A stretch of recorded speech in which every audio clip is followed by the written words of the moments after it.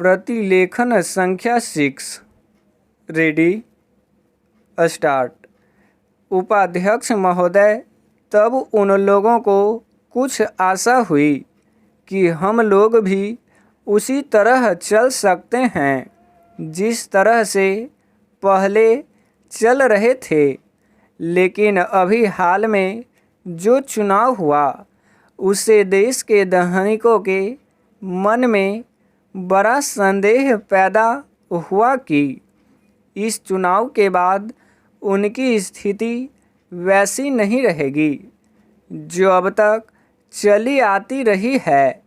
गरीबों और अमीरों के बीच में अब तक जो बहुत बड़ा अंतर चला आ रहा था उसको अब तेज़ी से दूर करने का प्रयत्न किया जाएगा।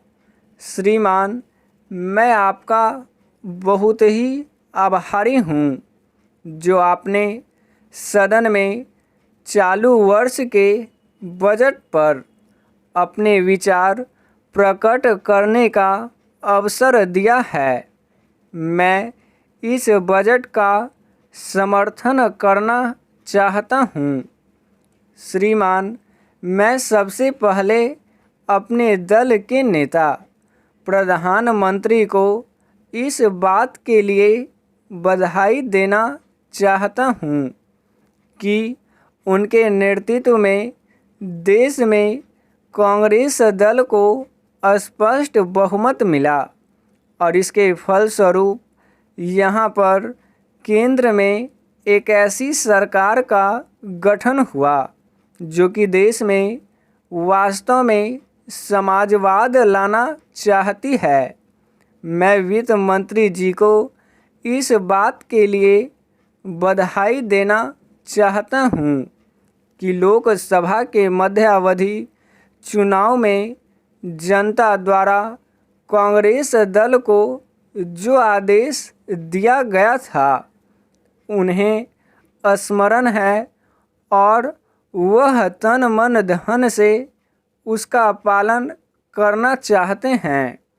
वह आदेश था देश में सामाजिक और आर्थिक विषमता दूर करने का, देश से गरीबी, बेकारी और बेरोजगारी को हटाने का और देश के जो पिछड़े हुए हिस्से हैं उनका पूरा विकास करने का।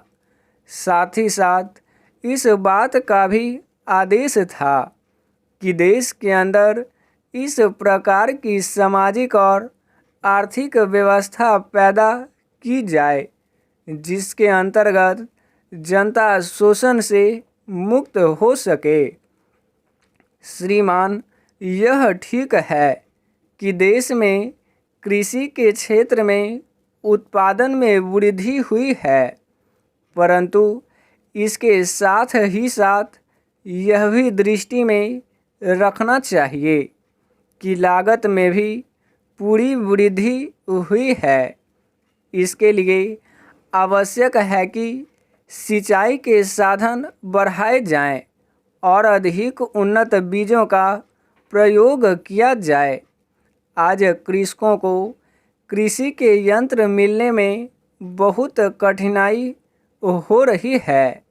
जैसे छोटे छोटे ट्रैक्टरों का देश में बड़ा अभाव है। उनके बनाने के लिए शीघ्र नए कारखाने खोले जाएं, जिससे कृषकों को जल्द से जल्द ट्रैक्टर मिल सकें। देश तभी प्रगति करेगा, हमारा ऐसा विश्वास है। स्टॉप।